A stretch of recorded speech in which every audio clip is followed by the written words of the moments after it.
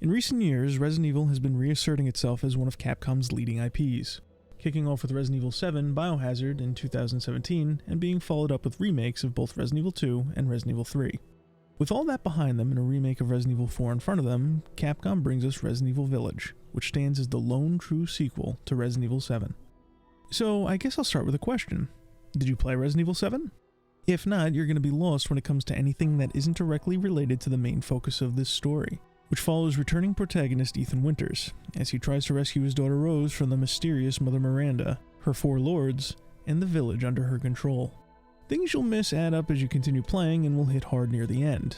And no, I don't mean smaller references, which there are plenty. I mean things that directly tie to 7.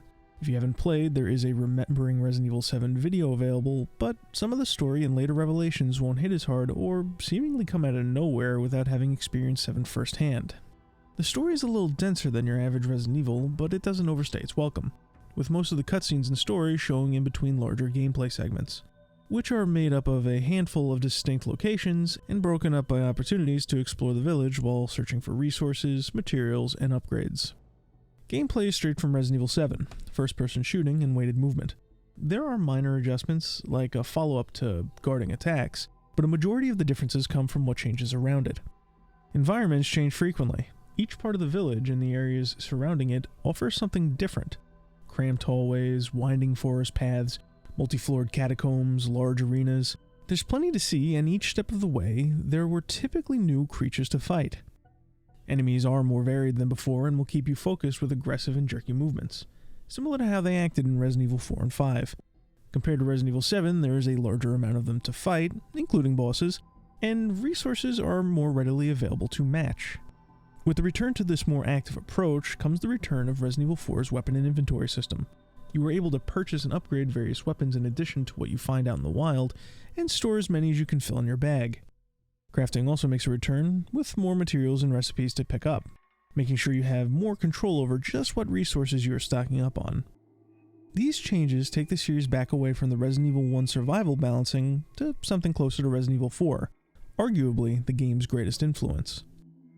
In a lot of ways, Village is a greatest hits of horror. Tone, pacing, gameplay, each part of the game takes a bit from the games that came before it, competitors in the space, and horror media in general. And it cycles through something different with each new major area, while the entire game primarily follows the pacing and structure of Resident Evil 4. Even some of the versions that didn't release. This approach does have its downsides though.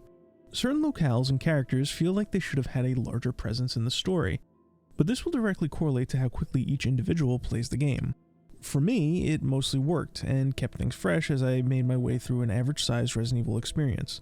My first playthrough taking a little over 8 hours, and waiting beyond that is a New Game Plus experience, plenty of challenges to complete, and the return of the popular Mercenaries mode. The best way to summarize Village is that it manages to be a good sequel to 7 and a competent adaptation of Resident Evil 4's layout. And while I think it teeters back and forth between Smorgasbord and Identity Crisis, I think it's worth playing. But maybe you should play Resident Evil 7 first. If you haven't enjoyed it, chances are you'll enjoy Village too.